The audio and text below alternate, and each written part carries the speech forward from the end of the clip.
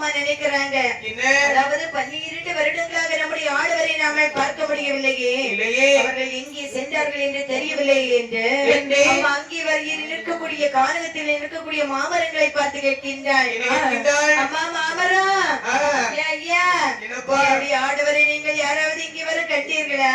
அம்மா என்ன, அதாவது உன்னுடைய ஆடவரை நாங்கள் பார்த்ததில்லை அம்மா. அப்படியே எங்க இருக்கிறாங்கன்னு யாராவது சொல்லியாவது கேள்விப்பட்டிருக்கிறீங்களா? கைலாசமலையிலே பரமசிவனை பார்க்க சென்றார் என்று கேள்விப்பட்டிருக்கின்றேன். அதாவது நீங்கள் கைலாசமலைக்கு சென்றால் உங்களுடைய ஆடவர்களை காணலாம். கைலாசமலையிலே சென்றால் ஆடவரை காணலாம், அப்படித்தானே? ஆகட்டும் என்று இந்த மயிலினங்கள் குருவினங்கள் தும்பினங்கள் எல்லாம் சொல்லிச்சு பாருங்க. இவர்களுடைய வார்த்தையை கேட்ட இந்த குறைவாள இசைக்கு அம்மா தன்னுடைய கணவரை அதாவது ஆடவரை காணாத காரணத்தினால் வரத வித்து கைலாசமலையிலே கரைக்கின்ற பகவானிடத்திலே வருகின்றார்கள். என்னுடைய ஆடவரை கண்டீர்களா என்று கேட்க சொல்லுகின்றார் சிவபெருமான்.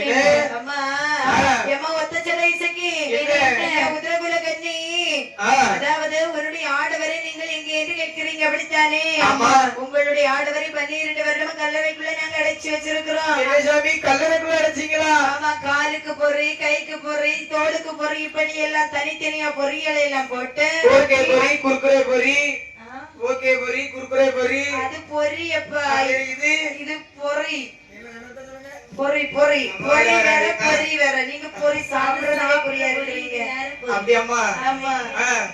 அதாவது கைகளுக்கு எல்லாம் விலங்கு போட்டு நாங்க அசைக்க முடியாத அளவுக்கு வச்சிருக்கிறோம். உங்களால முடிஞ்ச அவர்களை எழுப்பி பாருங்க பார்க்கலாம். அப்படியான உங்க கையில ஒரு வெள்ளி பரம்பு வச்சிருக்கீங்கல்ல, அதை என் கையில கொடுங்க. நான் என் பிள்ளைகளை இப்ப அழைச்சிட்டு வருவேன் பாருங்க. போடுற கேச்சு பிடிங்க, கையில தாருங்க, வாழ்த்தி தாருங்க சுவாமி. அப்படியா?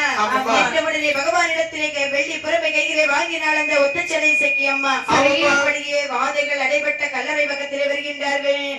ஒத்த குறவிடுகின்றார் ஒத்தச்சடை இசைக்கு அம்மா. கையில் இருந்த புறப்பை எடுத்து